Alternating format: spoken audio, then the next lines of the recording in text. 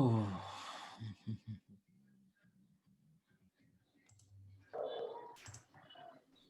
Good evening, sir. Good evening. Good evening. Just wait. I upload the video yesterday's.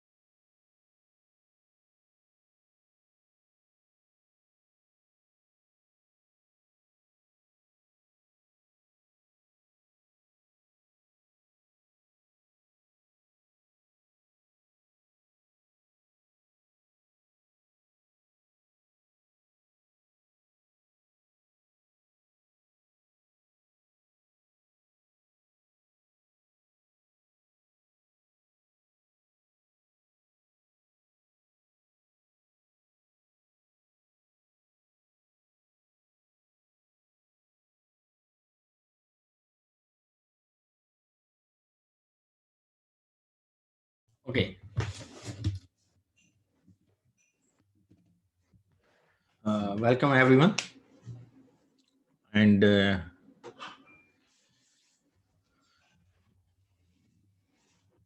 a moment.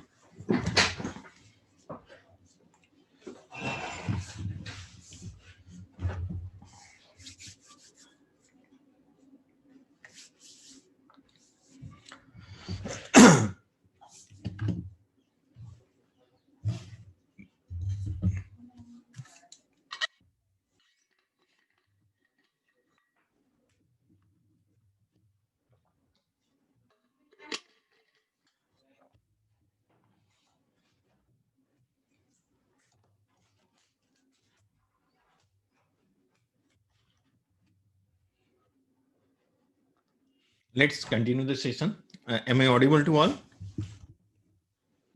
Yes. Yes. Okay. Yes, sir. So let us continue the session.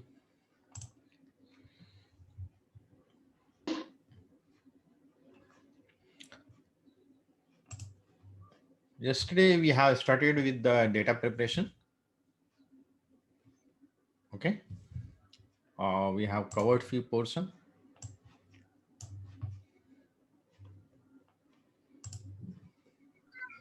Sir, you are talking about PPT yesterday. We have PPT. Yes, correct. PPT of the data preparation. No? Yes.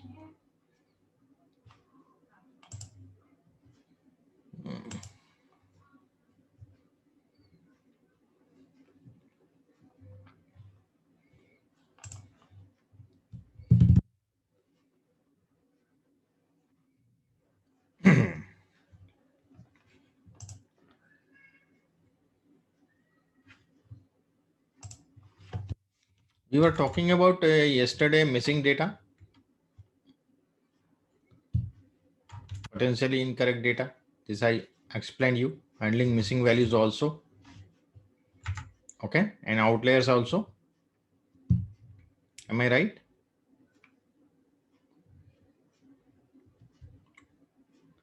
You covered this part.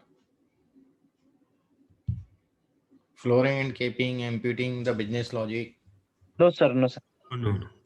Yes, we have covered it yesterday. No. No, sir. No. No.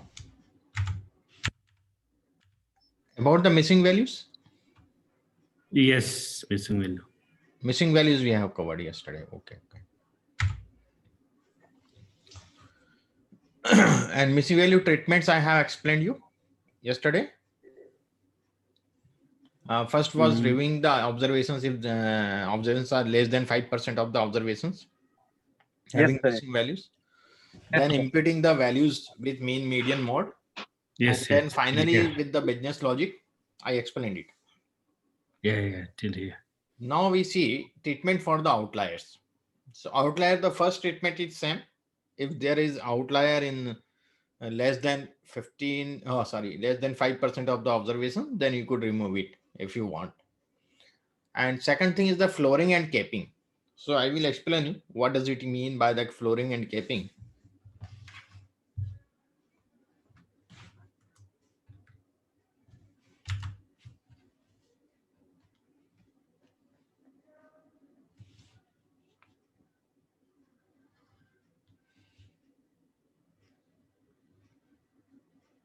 Because we have data which is normally distributed.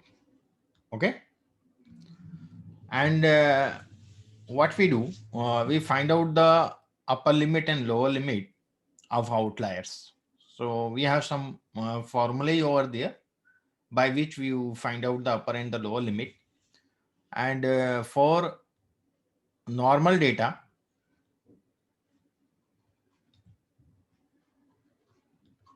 we have the formula for upper limit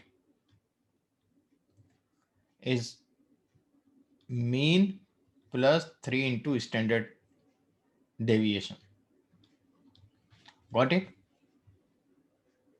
And for lower limit, we have mean minus 3 into standard deviation. Got it? Sir, that is exactly statistical quality control. Yeah. Formula. Yes. Okay. So we get here and one we get here. And the values which are more than this, UL, this is our UL, upper limit, or this is lower limit. So the value which is more than this, suppose we have 72 is our UL, and we have somewhere value 81 and 92 like this. So we convert this 81 and 92 in 72. We substitute 72 instead of 81 and 92. Got it?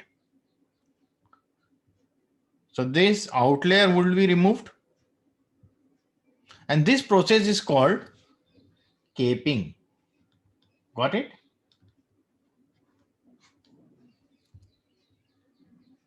Is there any doubt? No, sir. And here suppose we have the 14 lower limit, and we have either here 10 and 5, whatever. So we substitute instead of 5 and 10, 14. So this will go here, and this is called flooring. Got it? This process is called flooring. Sir, in the left hand side, the sign perhaps a minus. Yeah. Minus. Okay. Please, sir, can you come Yes. again? What? Yes, pardon, please. Yeah, I said, please, can you come again about flooring and caping? Okay. Suppose we have a data. In that data, we have different values. We have a range. And if we see the minimum value in our data is 5. Here, in the maximum value, you see there is 92. Got it? As you are, I change the colors, you could better understand. Okay. And then we use this formula for find out the outlier intervals. So this is the outliers interval from 14 to 72 we have got through this formula. Mean of this data, then plus 3 into standard deviation of this data we see. Got it? Yes. Okay. And we get some value, like we get this value 72. Suppose hypothetically I am telling you. Okay. We got this value, correct? Yeah. So the value which are more than this UL would be outliers. Would be outliers. Okay. And we will give some treatment to this. What we will do, we will substitute 72 at the place of 81. Got it? Okay. Okay. Also for the 92, whatever the outliers we have, we will substitute 72 instead of them. Okay. Similarly, here, this process is called the caping. This process is called the caping on the right side. On the left side, suppose we have got this value 14. Yeah. Mean minus 3 into standard deviation. Okay. And the value which are less than 14, okay, like 10 and 5. So we substitute instead of 10 at the place of 10 and 5, 14. Got it? And Yes. this process is called the flooring. Okay. So here we don't take that mean mod median in outlier case. Okay. In the missing value, the second option was taking the mean mod median. Okay. Here we are not substituting mean mod median. We are using the flooring and caping technique. This is the difference between missing value and outliers. This is the only one difference. First and third option is same. This one is same in both missing value and outliers, but second one is different. Okay. In the missing value, we use measure of central tendencies, mean mod median, Yes. or here we use the technique flooring and caping. Okay. Okay. Is Clear. it clear to all? No? Yes. Yeah. So this is for the normal data.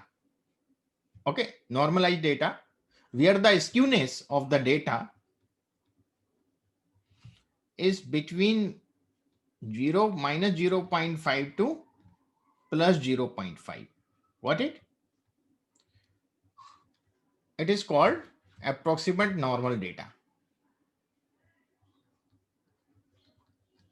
Got it?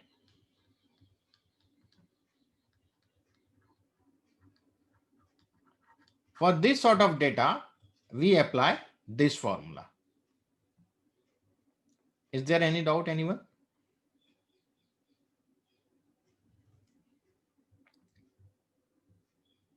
Sir, how to calculate the skewness of the data? We have a formula. We have a library, VCD.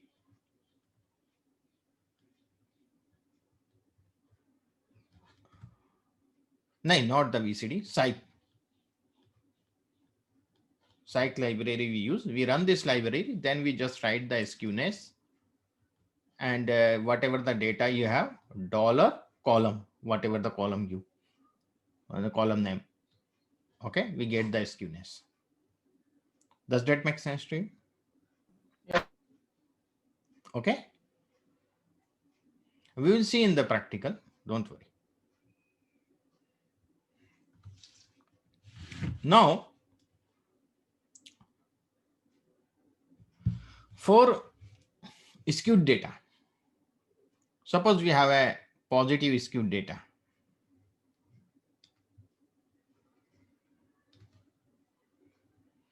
In the positive skewed data, you will get the outlier on the right side only. You will get UL. You will not get LL. But formula would be different for calculating UL and LL. For UL,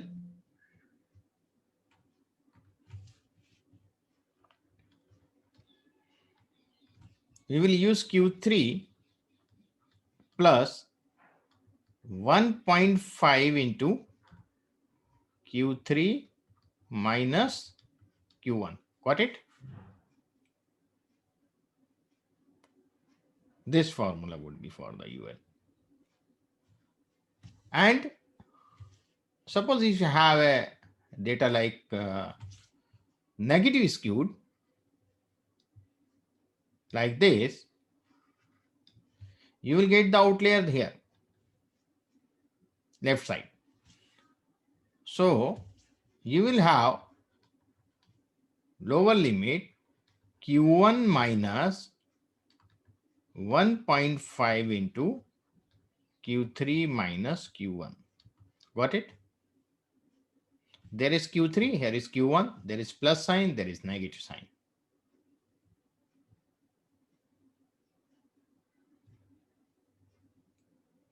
Got it? Does that make sense to everyone?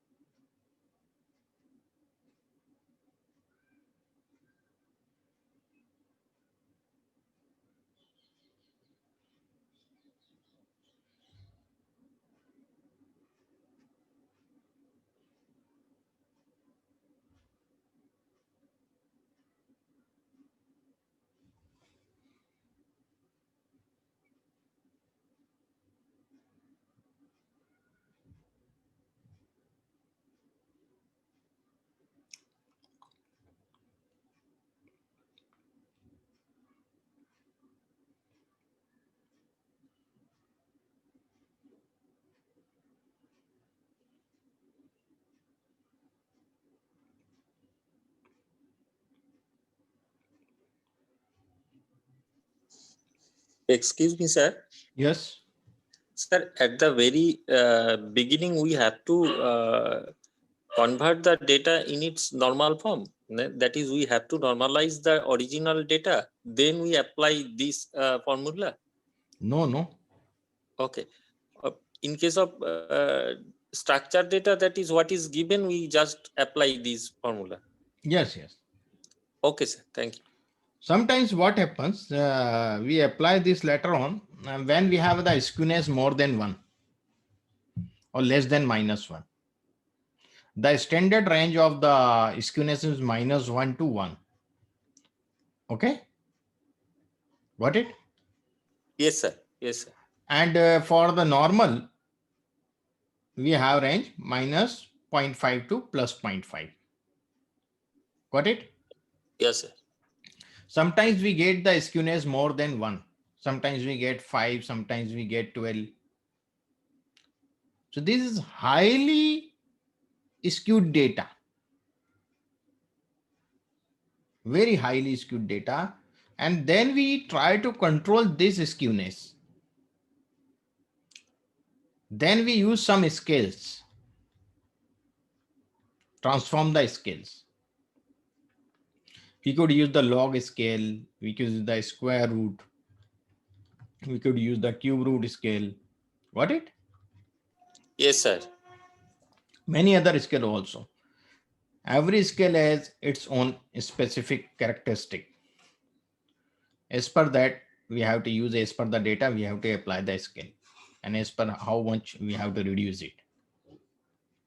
And we adjust this skewness between this with these scales. Then we apply this. Got it? Yes, sir. It is Yes, in sir. rare cases. In the rare case, when your skewness is greater than 1 or the less than -1. Sir, Yes. it is check for only the dependent variable or all of the independent variable for the skewness and the kurtosis. Skewness commonly. Mhm. Check only dependent or all variables, sir. Dependent and independent.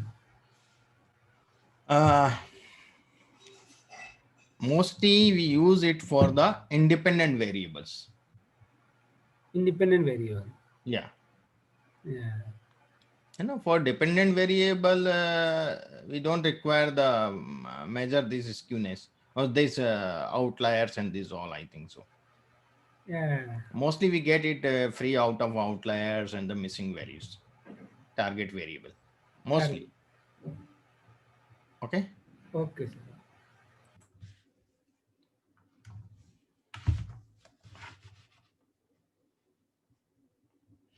If there is a very outlier is very specific in the target variable, then we sometimes give the treatment. It depends on the situation. It depends on the situation. So we could apply there also for these outliers. Sometimes we have a very less margin with the outlier and our UL. Then we don't apply it in the target variable. But if there is a very big difference, then we apply it, then we remove it. It depends on the situation, whether we have to include it or not.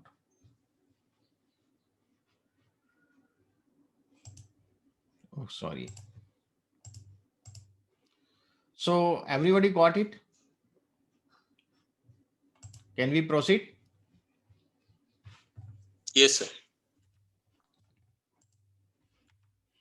And need for changing form of data. Why we change the data in a row and columns and the different row and columns? Why we take? So transforming and extracting information from the existing data. We want to get the want more information through the transforming, collapsing and summarizing data, reshaping data. So we will explain this practically later on in the R script. And basic data manipulation, if we see,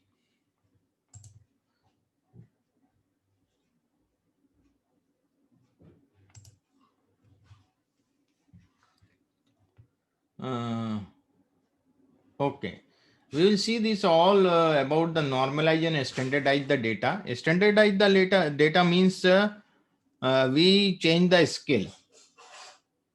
Sometimes we use the G scale, Z scale, and normalizing the data through the G scale, we normalize the data or standardize the data.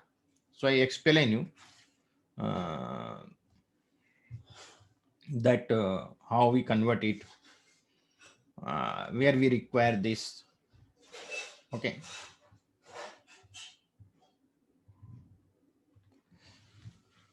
We have one column of age and one column of, we could say, income. Got it? And suppose I am making, we have few values of age 22, income 31,000, 25 income 28,000, 36 income 43,000. In this way we have this data. If we draw a scatter plot with income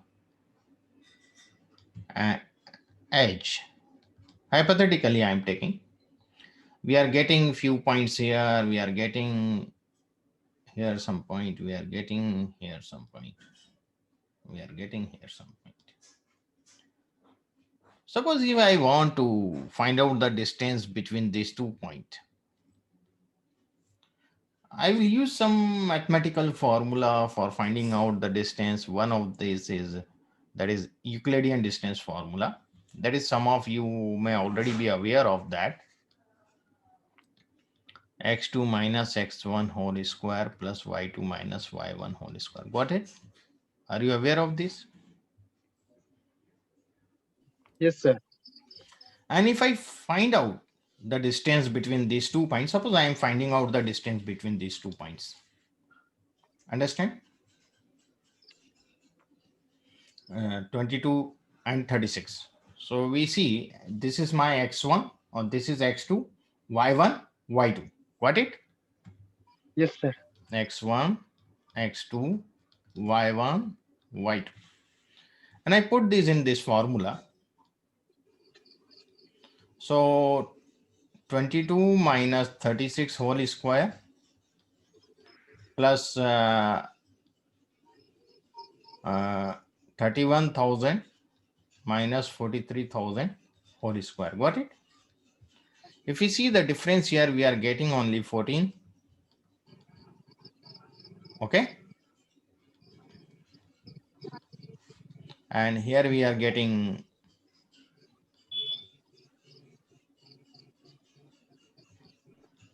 got it? And here we are getting 196 plus 144, sorry, 2 times 4 and 6 times 0. Got it? Finally, we are getting 144,000 and 196. Am I right? Yes, sir. And then we find out the square root of this. So it would be somewhere 12,000 something or not. Yes, sir. Yes, sir. Suppose 12,000, hypothetically I am telling. So this income is dominating to this edge variable or not? Yes, sir. No? The high value data is dominating the low value data. So here we must convert in G scale or some other scale. Got it? So I convert this in G scale. I explain you how to convert in G scale. Whatever the value you have,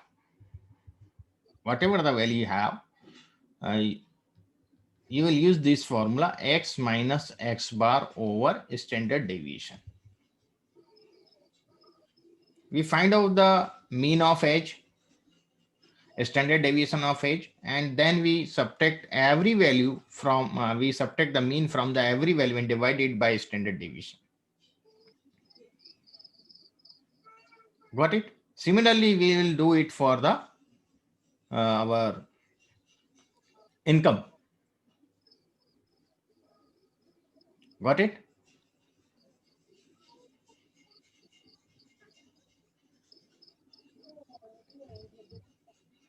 Any doubt? No, sir. We will do it practically later on. So this is the standardization of data or normalization of data.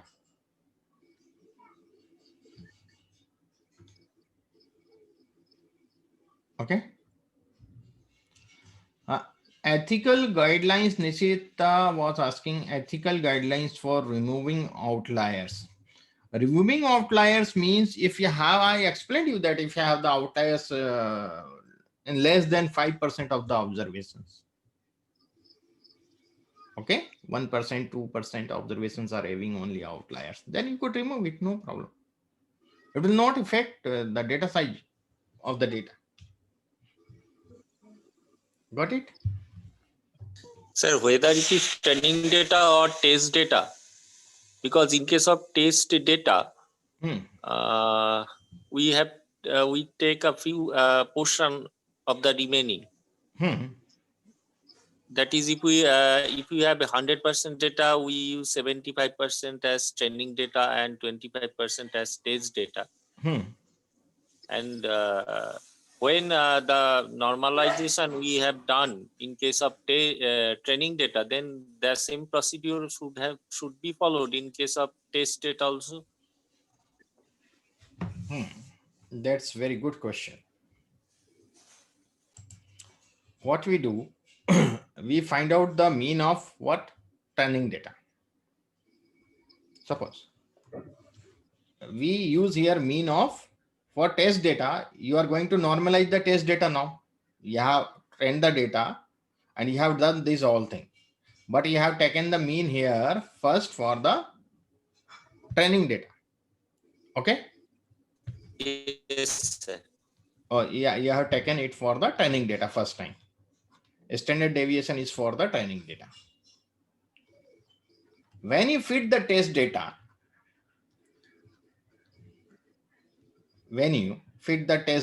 the test data will pre-process first. Okay, because you have pre-processed the training data, the similar way, the test data will also pre-processed. Yes, sir. Got it? But at that moment, when we normalize the test data, we use the mean of trained data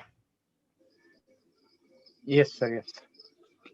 or Got SD of trained data. We not use the mean of test data or SD of test data. I explain you. Okay, sir. Suppose if you are passing only one observation through the model and you want to know the output of that, only one observation, from where you will get the mean of that test or data? There is only one observation, or it itself is a mean of that single data point. Got it? Yes, sir. Yes, sir. Got it? What is the difference between that? What we have to take when we Yes, sir. pre-process the testing data? We Yes, use sir. all the statistics of what? Training data in the pre-processing. Got it? Yes, sir.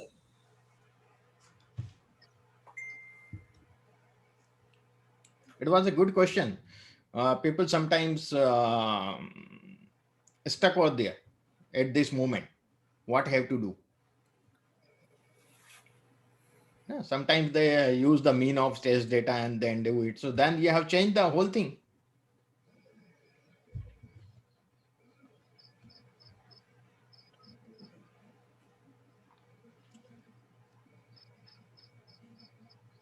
So data manipulation, it means it's not as something you are doing unscientifically. We are manipulating the data scientifically. Okay? Here. So data manipulation is the process of changing data in an effort to make it easier to read or to be more organized. This is here the meaning of data manipulation.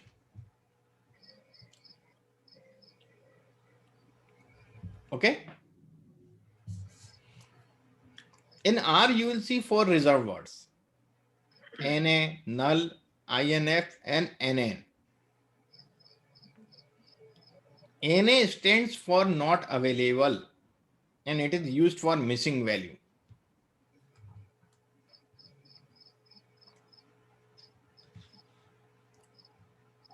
But in Python, NaN is for missing value in Python. Got it? In R, NA is for missing value. Null, what does it mean by null? Represents the absence of a value or a undefined value. It represents the absence of a value. We remove a column, then we won't get that column there if we ask for that. So it will show us null. And that is not there. It's not a missing thing. It is not there. Missing means there should be something, but it is missing. There is a space for the missing. But suppose we have an empty room. Missing means we have an empty room. There is nobody is there. That is missing. Null means there is no room. Got it? There is no room reserved for whatever you are asking, the variable or the thing. Is it clear to all?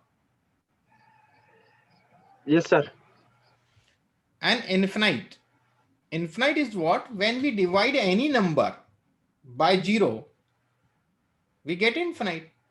So R will not give us this symbol. R will write I and F. Got it?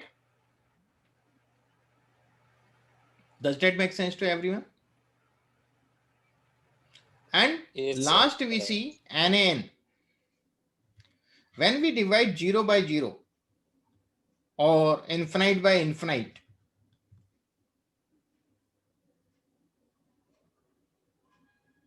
then we get NaN, not a number.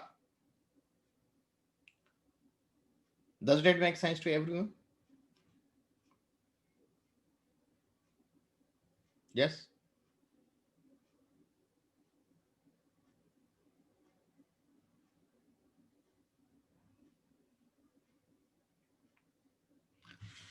Now, the third point is that the data quality, cleaning up data.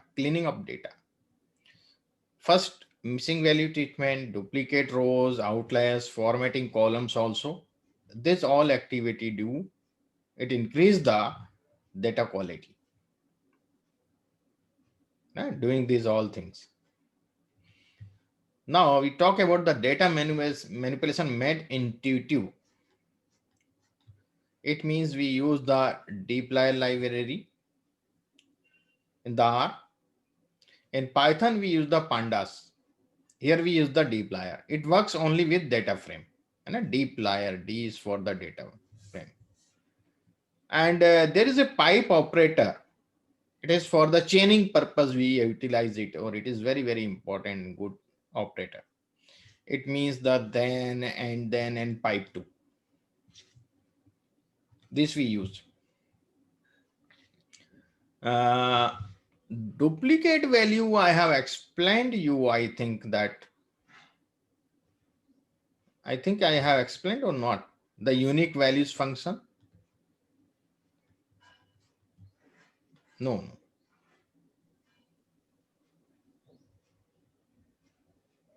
Okay, it will be in this script, data preparation. We'll get here in the data preparation script itself. We have various functions, the unique function and distinct and duplicated. We have 3 functions. This 2 is from R basic and this one from dplyr. We will see this, how to remove the duplicators. Does it make sense to everyone? Okay.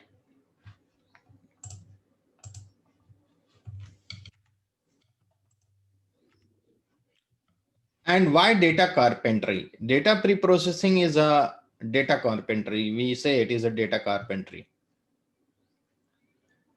Good data scientists understand in a deep way that heavy lifting of cleanup and preparation.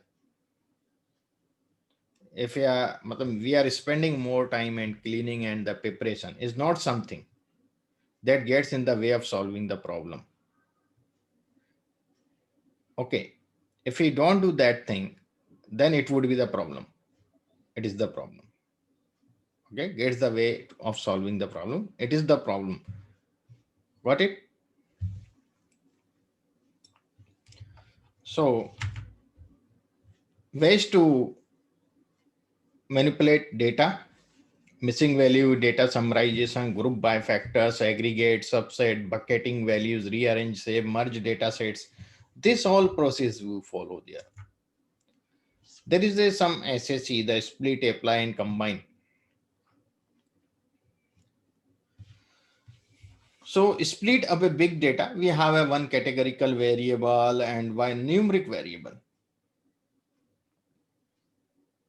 Okay, as we have seen the data visualization also in the empty cars data set. We have seen the mileage of automatic vehicle and the mileage of manual vehicle. There were two category in AM column, 0 and 1. 0 for automatic and 1 for manual. And we would like to find out the mean of manual and the mean of automatic of mileage. With respect to them, we are going to find out the mean of some other numeric variable. So here you see there are three categories. We find out the mean. We want to find out the mean of Y with respect to these categories. Is it clear to all? So what it will split the data as per category with that particular variable which you are going to group, and apply a function each piece. We are applying that function of mean here. We get the mean 3, here we get the mean 4, here we get the mean 7.5, and we give us this output later on. Does that make sense to everyone? Yes. Okay.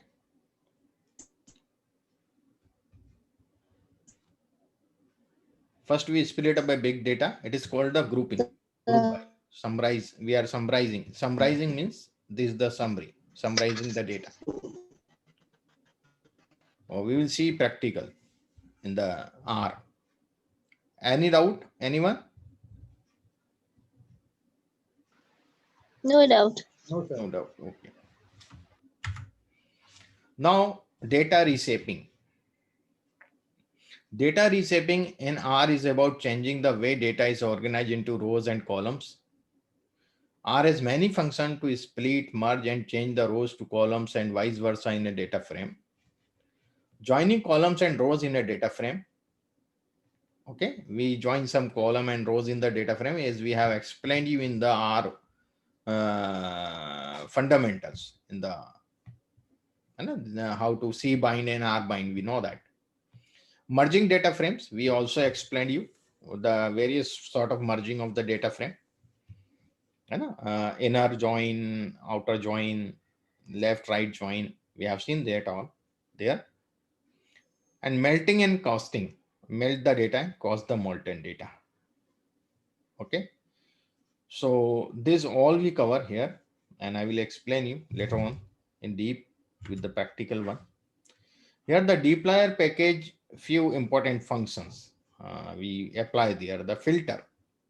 We filter the rows, arrange the rows, select the column, mutate the new column, create a new column with existing ones. We do some mathematics with the old one and get the new one column, that is a mutate. Summarize the data, aggregate values for each group. Suppose we have aggregate the value of mean in the previous case, A, B, and C categories, and we aggregate the values for the each group. We find out the mean. So summarize is the mean. Group by one or more variables. So we have group by the variables in this way. Tally is just the convenient wrapper for summarizing, counting basically tally means. And here I have given the attributes that I will explain you later on with R. So it would be better. You would not understand here. There is tidier library also, tidier package, where we use some function of that, the spread the data, gather the data, separate the data, and unite the data. These are also very important functions we use in the data manipulation. And there are various things you have heard about this. What is feature engineering? You have listen so many things. different type of feature engineering and coding techniques for categorical variables. So I explained you one previously, the dummy variables. Explained or not? Yes, sir. Explain. So that is one of that feature engineering part. Feature engineering is the process of using domain knowledge of the data to create features that make machine learning algorithm work. So we make the features in the dummy variables. Okay, like the gender, we make the features the male and female. Okay, that is the making the feature. Features are the columns. What it? Feature engineering is fundamental of to the application of machine learning and is both difficult and expensive. The need for manual feature engineering can be obviated by automated feature engineering. Okay, feature engineering is an informal topic, but it is considered essential in applied machine learning. Okay. And then we see different type of feature engineering. Why feature engineering is important? If feature engineering is done correctly, it increases the predictive power of the machine learning. Understand? Algorithm by creating features from raw data and help facilitate the machine learning process. Feature engineering is an art. So it is very difficult to be automated. It's requires some experience when you use these feature engineering techniques. And for solving a machine learning problem, there are some steps that we have to follow. The gathering data and cleaning data, that is the must. No? Gathering data and cleaning data. Feature engineering, defining model, training, testing model, and predicting the output. Basically, our machine algorithm use some input data to create outputs. This input data comprises features. Features means columns, various columns, and which are usually informed of structure columns. And just a moment.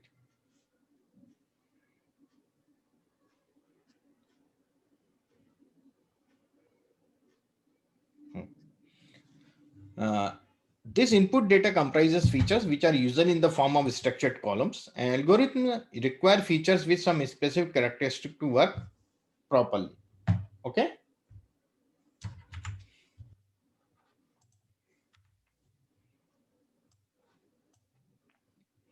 We know that the 80% data time is spent the data scientist on the data preparation. The data scientist spend most time doing the building training sets. 3% of the time. It is the general hypothetically cleaning and organizing data 60%, collecting data sets 19, mining data for patterns 9%, redefining algorithm 4%, and other 5%. So we spend our time in these activities before train the model. And what are encoding techniques and types of encoding techniques? So in the feature engineering, it is required. In many practical data science activities, the data set will contain categorical variables, and these variables are typically stored as text values. Since machine learning is based on the mathematical equations like linear regression and the logistic regression, we would cause a problem when we keep categorical variables as is. Many algorithms support categorical variables without further manipulation, like the decision tree and the random forest. But in those cases, it is still a topic to discussion in whether they encode the variable or not. The algorithms that do not support categorical variables in that case are left with encoding methodologies. So there is an encoding methodology, the nominal encoding, ordinal encoding, and these two men, and we have divided further in other parts. So nominal encoding, where order of data does not matter, like a male and female. So in nominal encoding, we have various techniques, one hot encoding with many categories, mean encoding. These are all. We will see it later on, detail. Ordinal encoding with the order of data matters, like education. So the middle will come first, then the high school and the inter college and the graduate, and then our PG, postgraduate. So that is a hierarchy, sequence, some order, some sort. In ordinal encoding, we also have various techniques: label encoding, target guided ordinal encoding. This we apply. And you see here, I have given some figure. For the nominal, we see that is the pen, pencil, eraser. We could give any, that is a nominal. There is no order. But here you see the order: excellent, good, and bad. And the fantastic, okay, don't like. So these are the ordinal, these are the nominal. Getting it?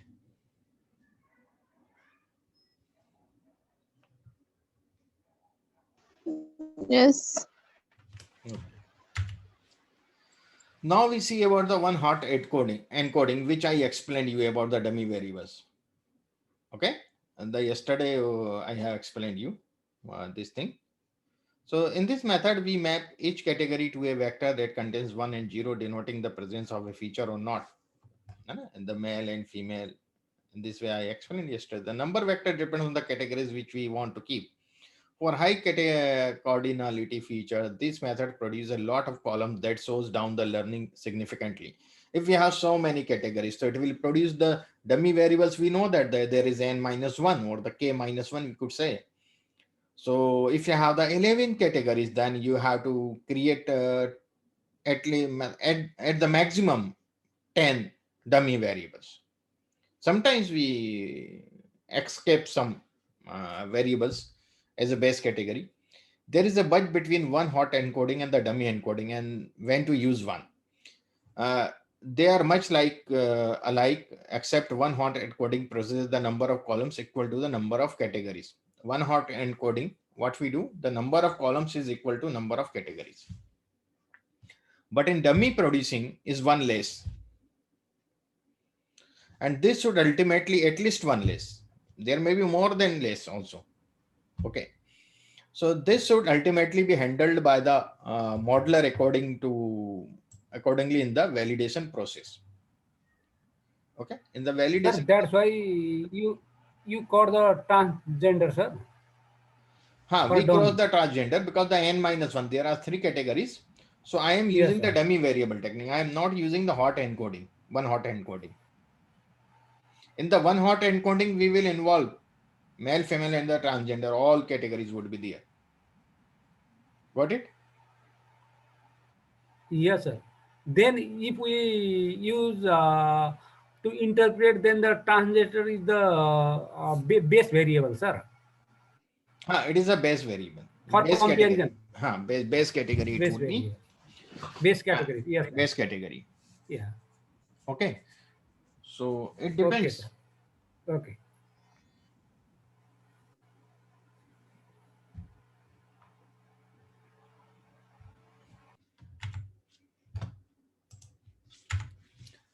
And you see label encoding. So in this encoding, each category is assigned a value from 1 to k, whatever the category, k categories we have. Here n is the number of category for the feature. It may look like, so UG we are giving 1, PG 2, PhD 3, in this way. Got it? Like a order, ordinal.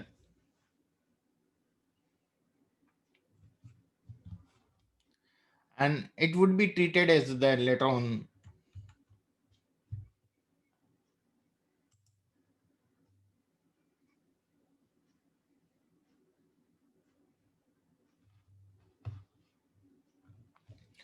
Supersedes in the linear regression. In the linear regression, we require all the variables in numeric form. And also in the logistic and some other algorithm where we require this in the numeric form. All the variables should be numeric. So why we use convert them in numeric form? Is it clear to you?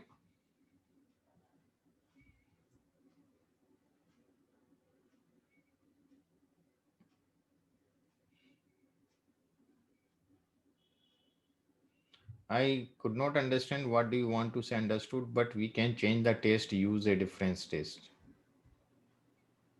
For categorical data, I believe there are different tests available, right? Like linear logistic will be one value is continuous, but the other is discrete or whatever. Yes, yes. So do we need to do this? I'm trying to understand why and why not use a Okay. different, yeah. Test we use in the inferential analysis, basically. Subhasit Okay. ji. But here we are talking about the as well as predictive analysis also. Along with this, the linear regression we apply in the inferential also and the predictive also, machine learning part. Or whenever you have a requirement of linear regression in the inferential part, then you have to convert them in a numeric. Otherwise, you could not do it. Fine, you Yeah, could yeah. use the different sort of test if you require. But you see the which would be more viable.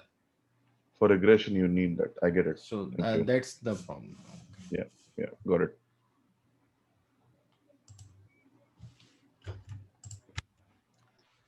Here is frequency encoding. So it is a way to utilize the frequency of the categories as labels. And in the cases where the frequency is related somewhat with the target variable, it helps the model to understand the assign the weight in a direct and inverse proportion depending on the nature of the data. So here we could, we see here the A is 4 out of 9. We are having 9 times total 9 and the 4 is out of 9. So we are giving weightage it's 0.44. Here we are getting weightage 0.33 and 0.22. So instead of this ABC, we will use this encoded feature. Does that make sense to everyone? The encoding of the categorical labels of the features to values between 0 and 1 based on their relative frequency. Is it clear? Yes, sir. Okay. So this is also a kind of frequency encoding. And mean encoding or target encoding, or I say it is a proportion encoding. Mean encoding or the target encoding is one very popular encoding approach followed by Kegler's. Mean encoding is similar to label encoding, which we have seen here. This is the label. Except here labels are correlated directly with the target. For example, in mean target encoding for each category is a feature. Label is decided with the mean value of the target variable on the training data set. So for better understanding, they are using the word mean, but I would like to say it is a proportion. Okay. So I explain you this.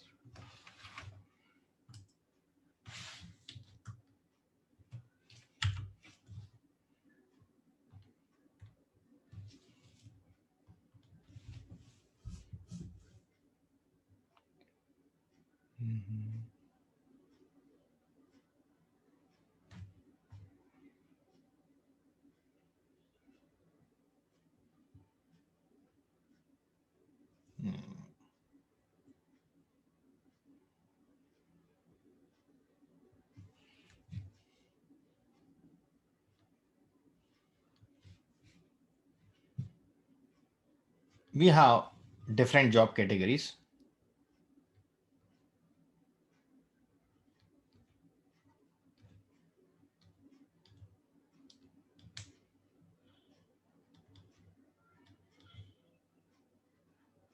These are the job categories we have. And we have one target variable. That is Y. Okay. And this target variable, we have two categories only. Yes and no. or 0 and 1. So some 0 for yes and 1 for yes and 0 for no.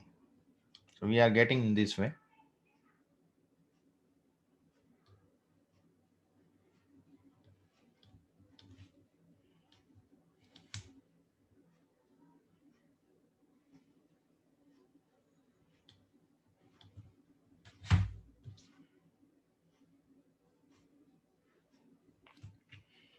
Then we make a table in this way.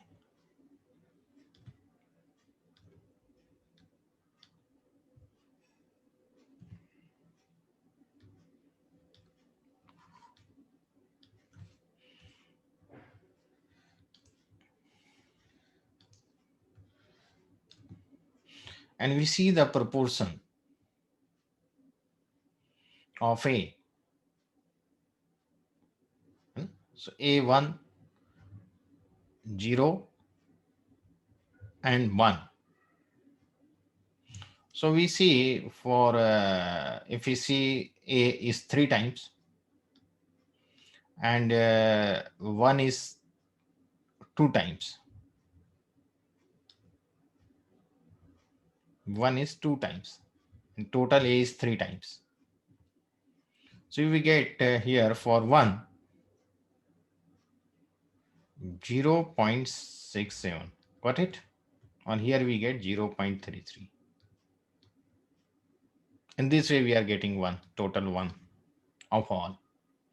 For B we see we have 2B and both B are 0.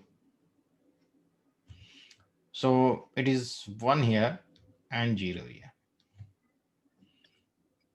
For C we see 1, 2. So 1 is here and 0 is here. And for D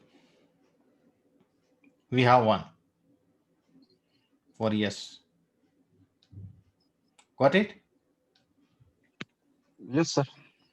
What we do, whatever the proportion we are getting, same proportion. Suppose these are the same, 1, 1. Either you could see here or in this column, any one column you could select first. From where it would be same. Don't worry. If you use the first column or use the second column, it doesn't keep mean. So these two, C and D, we merge in one category. Got it? It is a one category. It will treat as one category. This is second and this is third category. So instead of 4, now we have how many category? 3. 3. So in this way, we reduce the categories. If we have so many categories, suppose we have 12 categories. And with the target variable should be categorical. That is very important. Or we generally use it only for the binary target variable, 0 and 1. Logistic regression, we use this thing.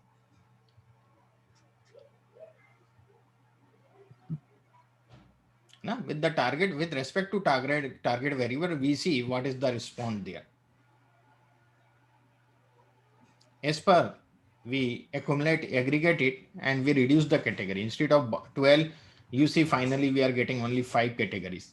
And the 5, then we take the dummy variable of 4 only. Got it? Does that make How sense? do you know whether a logistic regression is to be used or any other form of regression is used?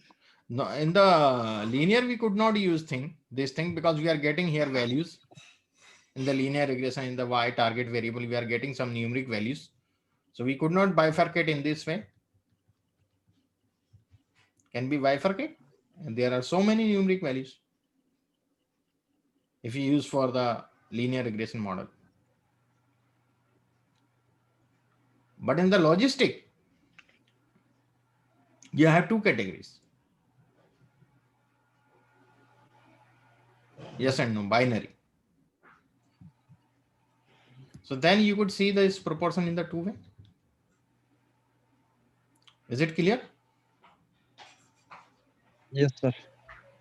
Sir, then job is again categorized into the three part A, B, and C. Yes, sir. Yes, yes. Suppose we have, hypothetically, suppose we have 12 categories Yeah, and you perform this activity, yeah, proportion encoding, or you convert them in 5. right, yeah, And after that, you have to use the dummy variable, one yeah, hot encoding of the dummy variable. So you will get only 4 dummy variable now. So here, if you direct apply the dummy, then how many categories you are having, 11. taking there? 11. 11. Here we are 11. taking only 4. for a good sir. Okay. Okay, sir. So we are reducing the features. I know, S minimum S should be the features. Yeah.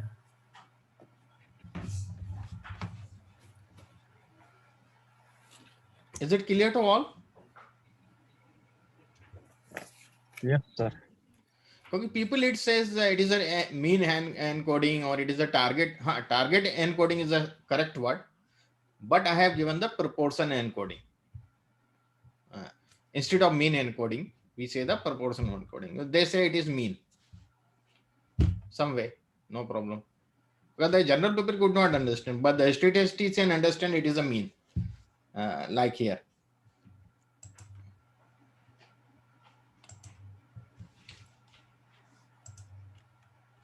So it was all the theoretical part. Now we see some practical. Okay. Yesterday I have explained you how to read a file with a different separator. I have used it yesterday. And I have explained you this all. And here we are going to study some more files, how we could read the Excel file. If you have to read the Excel file, then you have to run a library, read Excel. But in CSV, we don't require any library. Here we have to import library, read Excel.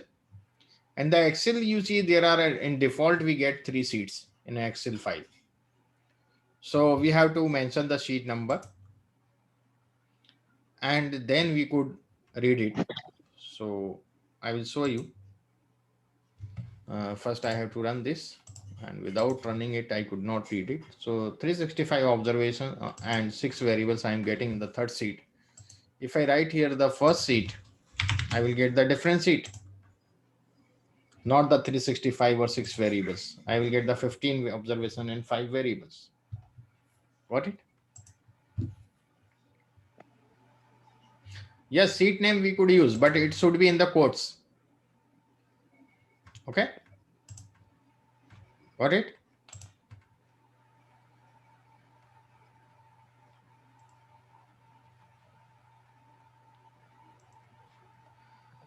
And D is a data frame. It is a data frame. Okay. Okay. Excel sheet, or this would be in R, we say it is a data frame. CSV file and any file if you read here. So we could write a file also. Suppose this file I want to write as .csv. Okay. So I could write .csv, D is the object here, and I just comma and put whatever the name I want for saving my system. Data10.csv. You see here is the data10.csv. So I remove this first. So I will again create it. So it has been removed. Now I write it. So you will say I will get this here in the down. Okay. So we could save this file, any file in any format, not only in the .csv. You could write that in any format. You could also read the SAS file here. The SAS7B date is the extension of the SAS file. And I have one file for the gaming. Okay, so I run this library, import this library, then I read it. So 1143 observations and 3 variables I have. So look at this. So this is the SAS file. I know we could not open somewhere else, but here we could open in the R and the Python also we could open this all. Or we could write this all in the CSV format. Okay. Then we could read the file of SPSS, and we require a library foreign. Some library are also there, some other libraries. And there is a function read.spss, and this .sav is the extension for the SPSS file. And I run it. You'll see here one more thing we have to do. Here we are getting the list. We are not getting the data frame when we read the SES file. We get the list of the variables. So we convert these in data frame later on.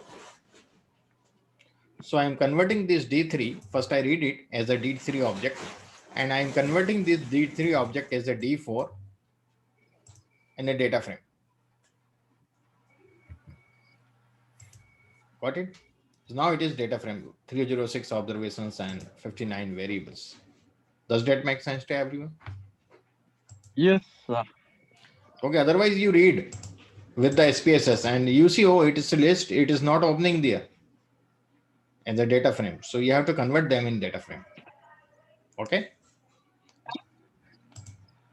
And we could view the file through clicking here, or we could write the view. V is capital here. Always keep in mind. Sometimes people use the small v and they say that it is not opening. So V is capital only. And you run this, you will get this file. Okay. And whenever we read some file, I explained you the structure and the glimpse yesterday or not? Difference between structure and Yes, sir. glimpse. Yes. I have explained you. Yes, sir.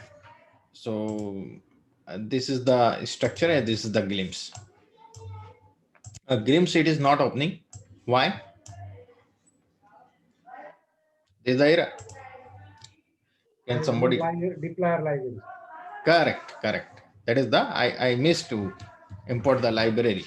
So I could import the library in the console also. Don't need to write every time there in the script. So deployer. What we do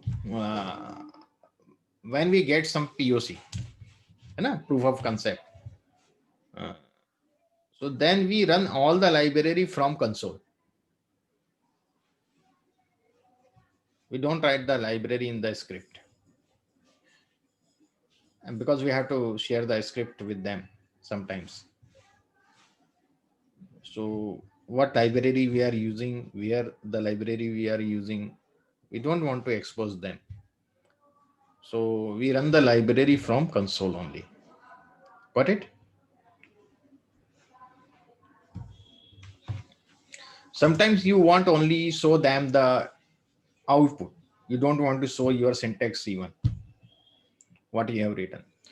So we use a markdown file and then we show it. I will show you one markdown file here. R markdown. So my markdown I write here.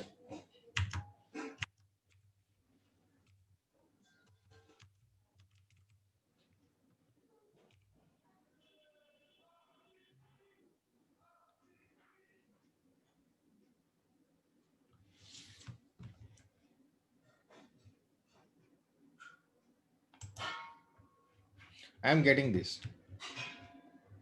Okay, that separate untitled 3. It is a different color. This is the dplyr.r and this is the markdown file.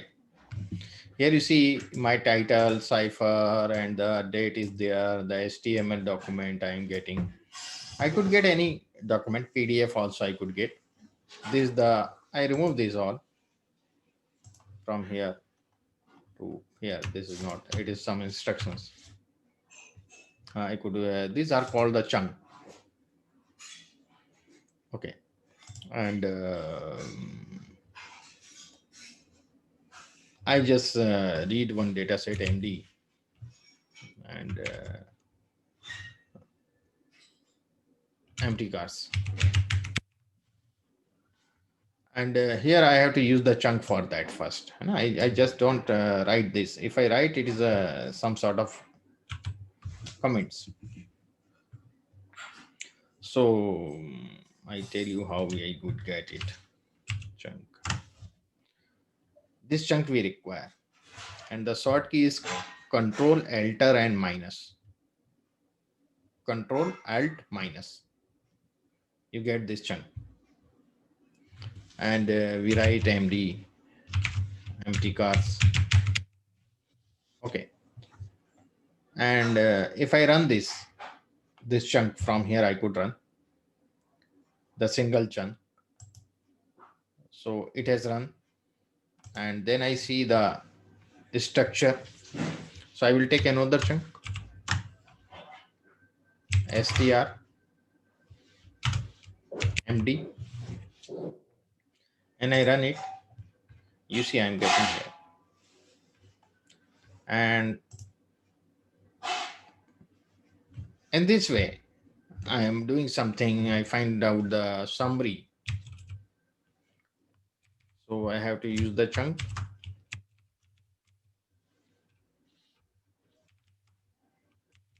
Summary, MD, and I run this chunk. So this output I am getting, and this file I would like to send.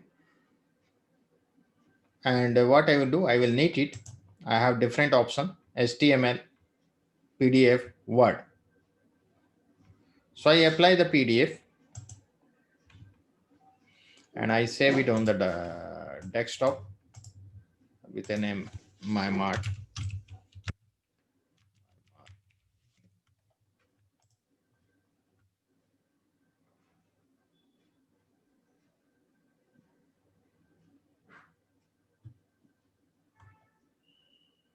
There is some error. I think that the 100% has covered, but it is not opening it. I see what is the that. Just a moment. Somebody was,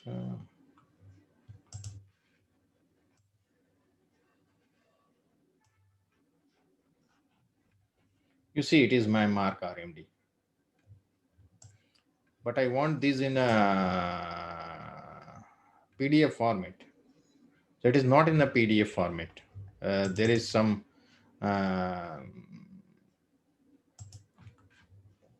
problem in few software. So I convert this in Word instead of that.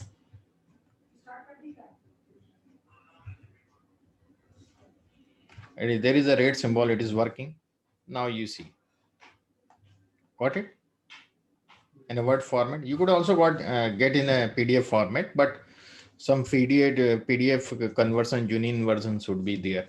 I have not that particular version what is required over there. So here see, these are the codes I have written. It's also showing it, but I don't want to show this code. Got it? I just want to show the results. We could write anything here for that. This is the data and the summary of the data. We could write this thing. That's not a problem, but I don't want to show the codes, whatever the syntax I have written.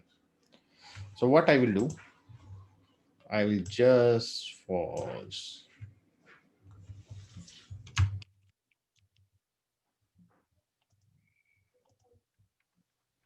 And I need that data.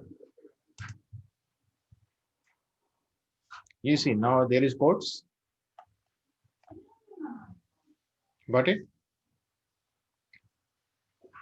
My syntax are not there.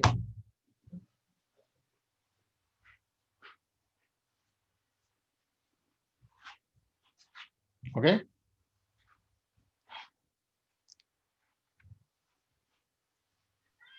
So if we comment here, it will Yes. be visible. Comments will be visible. No, commands is not visible. Output is visible only. Results. You see, there is no codes. I have written the MD. You see the what codes I have used here. I have used this code. It is not there now in Markdown. The structure is not in my. All the chunks will be removed in the output. Are you getting it? Sir, if you want some text, what is that output is? Okay. How to? Okay. So we want some text over here. We could write here.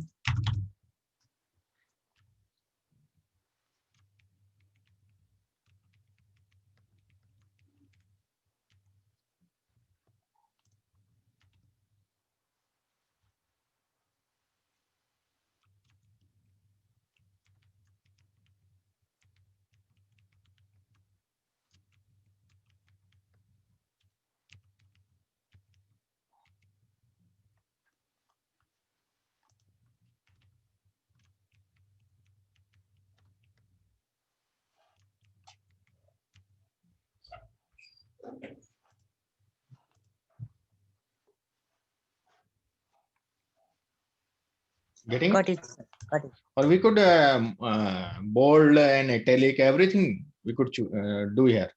Don't worry. If I want to bold it, I could bold it. I think, but I forget sometimes some operations. Some I see whether it. No, I have to use something else for that. I will tell you later on this thing what we use here for making it bold and this all thing. We have the simple things we have to do for that. Okay. So in this way, we could create our report and we send it to. So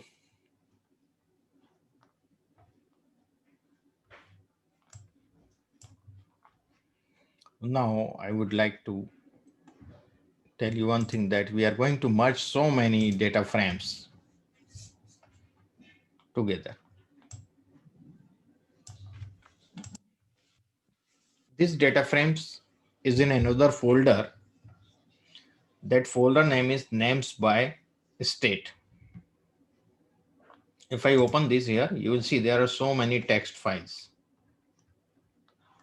I will show you that folder.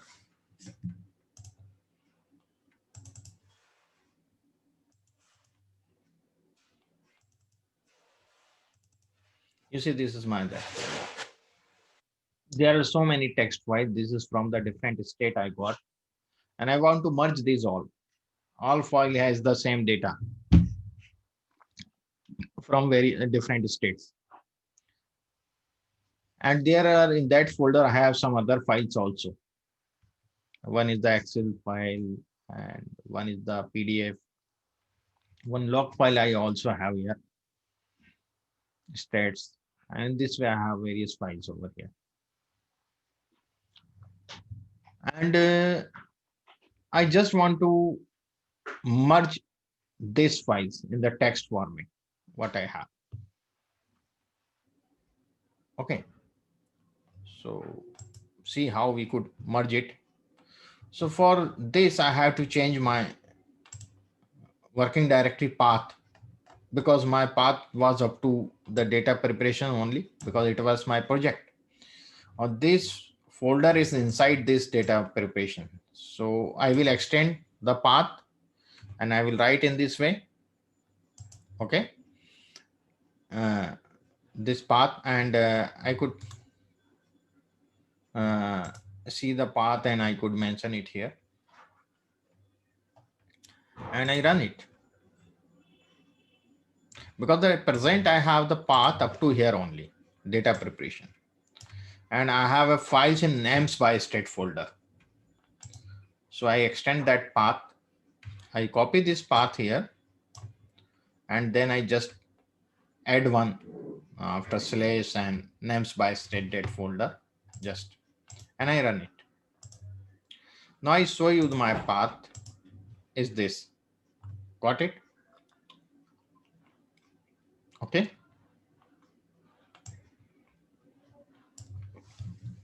Now what I am doing,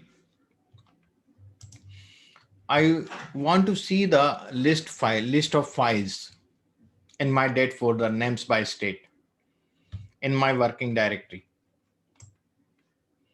So working directory is this one. So I want to see what are the files here. And I give that a name list. I want to give a name, files underscore names. So I will show you what I am getting here. I've got this list of the files. And there are some CSV files, some log file is there, some PDF is there, some CSV is there. But I want only text file. So in this index, I will just add on one thing after comma, pattern equal to .txt. This I will copy and paste here in the course. And I again run this. And I will show you the files names now. You see, we have the text files only. Does that make sense to everyone? Yes. Now in my file underscore names, we have only text files. Now I want to use the lapply function we discuss later on, this lapply. There are many functions from the apply family. And there's the file names is a list, and read.csv. I am reading through this, and header is false. There is no header in the files. I don't want to take. And string as factor false. Okay, the string should be in a character form.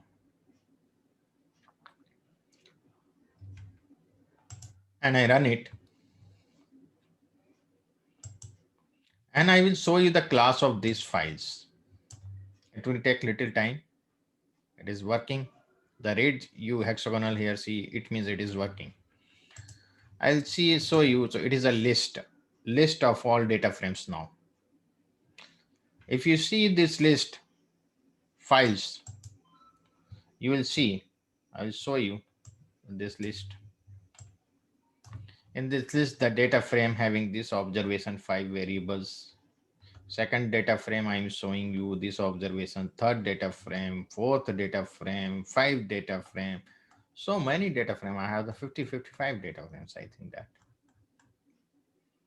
Got it?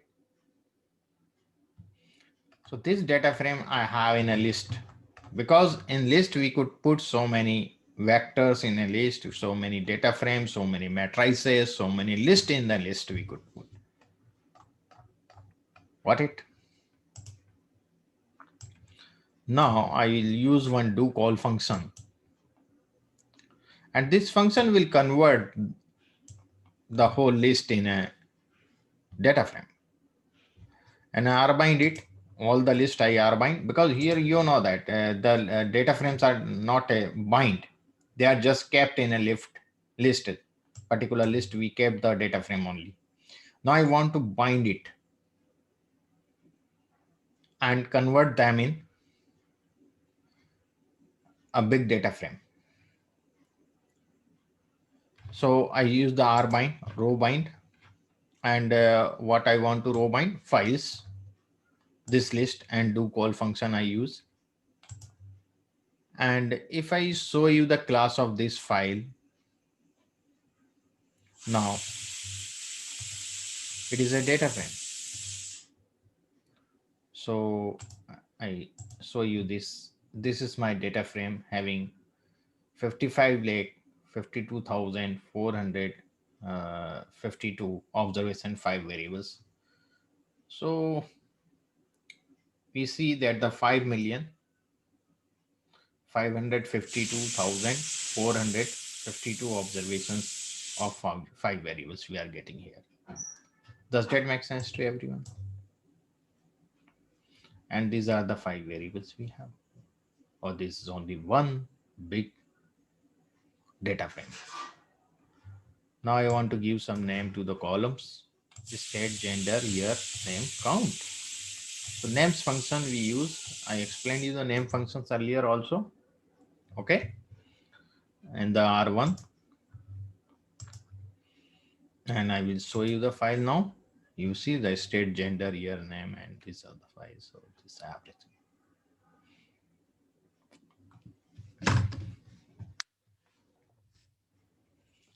Can we merge this much file in Excel in a very short time like this? No? Yes.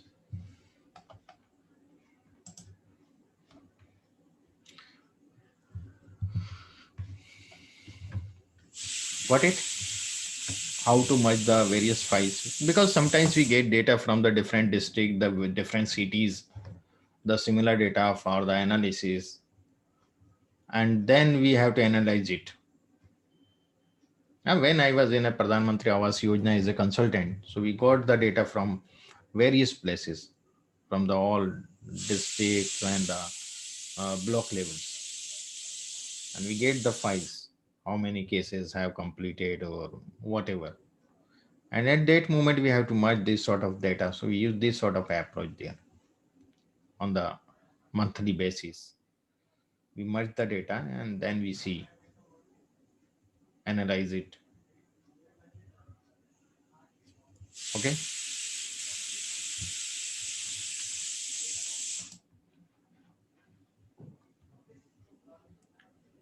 So do you have any query, something?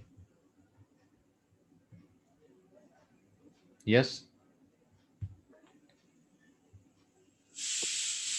What was chunking? Yeah. Sivasis? Yeah, what was chunking? Chunk is where in the markdown, R markdown, whatever the syntax, we could run through the chunk only. You could not direct run the syntax in the markdown. No? So there is they have given one option, the chunk. Through the chunk, we could run the syntax.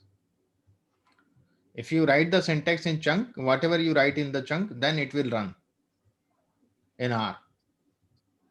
Okay, so the Word file and PDF file you generated was a chunk or something else was a chunk? No. What does that mean? I will show you. Whatever syntax I am writing here, I have to write in the chunk. Without chunk, if I write, it's just a comment. What it? When I use the run chunk, then I could run it. I will get this button run current chunk. Okay. Okay, these are the chunks. So the dollar mark is a chunk, right? What? The dollar mark is a chunk. No, dollar mark is not. This. I'm not able to see. Your screen is not shared. Okay, I will show you. This is a chunk. Okay. This is a there's How can we get, sir? R and this is chunk, or we get it through the Control Alter and I. Control Alter I. You note it down. Plus I. Plus I. You note it. Okay. Okay. Mhm. And between this, whatever the you want to write, many syntax you could write in a one chunk. Okay. Okay, so the gray area is the chunk. Yes. Okay. Got it?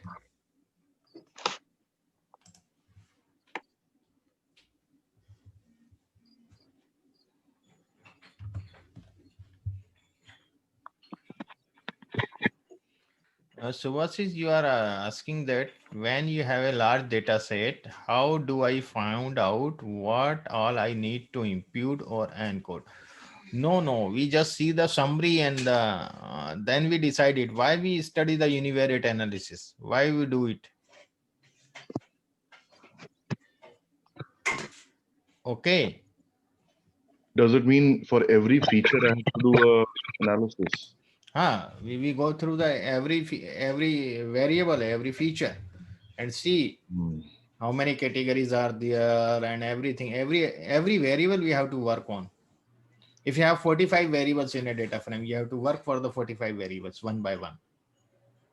Okay. That is called a univariate analysis, which in each variable you have to understand the behavior of each variable. Okay. Okay. Got it. We are not just watch the data. It doesn't mean that. You do the descriptive analysis, univariate analysis, you could understand what to do. Data itself says what is to be done with it. Okay. When you perform the univariate analysis, data itself shows the path, what is to be done.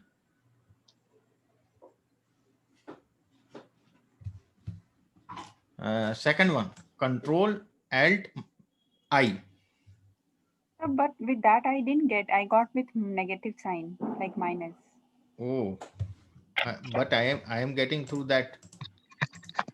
I am getting Control Alt and I.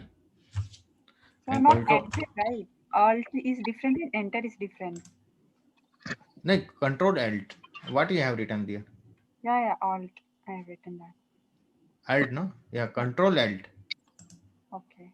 not Enter. Control Alt. Control and minus is not working here. Okay. Control Alt I. Okay. You do it. Control Alt I. You'll get it.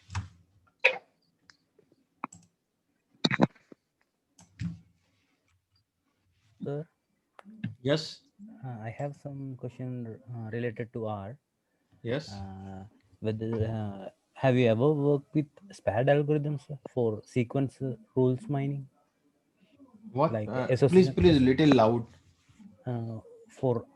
Have you ever worked on SPAD algorithm for sequential rules mining? It's like association rules. Yeah, we have algorithm for the association rules. Yeah, there is an algorithm called SPAD. Okay, I will share with you. Okay. Yeah. Okay. And one more question, sir. Can we run our program in a GPU? Yes, GUI, not the GPU. GPU is a different thing. GPU graphic, that is a graphic card we use in a R, or the server also provides us that GPU facility. Okay. GPU we use for the image, if you have the images in your data. Okay. No, Unstructured data like huge data. For a training purpose, can we use GPU with help of R? No, you could use it. No problem. Is there any configurations or libraries to interact with GPU in R?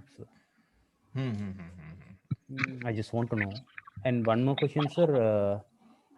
If I want to write an API, REST API in R, is there any library for that, sir?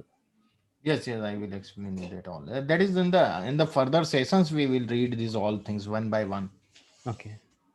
There are so many things how to write the API in R. Everything I will explain you. Okay. Because whenever we make a model in the predictive analysis, we take through the API. We create one API and we use that it on the internet. We could use on the server side the API that. Yeah, I'm pretty much good in Python, sir, but I don't know how to work with R to develop an API, REST API. No, I will explain you, because when we learn the all machine learning model, then in which format we could save it. There are so many formats in the Python and R. We could save these machine learning models. HD5 and the PKL and the so many .pkl, so many formats, .pd format we have. So which we have to choose for which sort of model. Okay. So there are so many things we have to understand at that moment. But here, if I tell you could not understand why we are using .pkl, why you are using this for this model. So when you learn on the model, as per the model, we have to decide which extension is required. Okay. Okay. Thank you. That is the thing. Yes. Anyone else? Sir, I have one query, but not related to the this curriculum, but that is related to the R. Can I ask, sir? Yes. Sir, I have a probability model, and I estimate the value of the parameter by the MLE. Hmm. That can that is the done myself. Hmm. But in the some literature, this parameter is calculated by the least square method and von Kramers method for the nonlinear equation. Hmm. Can I support or can I help you, sir? Hmm. Where you want my help? First of all, I have to understand the data what you are using. Yes, sir. I have a paper. I can send Okay. you in your mail. Okay, Okay. you send it to mail. Yes. Okay, then I will see it. Yeah. And for non-linear, we also use the lasso and the ridge regularization Yes, sir. and the linear regression. We apply that and we could use it. Yes, sir. Today I can send a paper. Yes, yes. Then tomorrow, if it is possible, we can discuss. Okay. Okay. Okay, so we wind up this session for today. Yes, sir. Okay, thanks everyone. And yes, tomorrow we have a session. Subhasis Banerjee, tomorrow we have a session. Tomorrow is Saturday and we have session. Okay. Thank you, sir. Okay, thank you. Thank you, sir. Thank you everyone.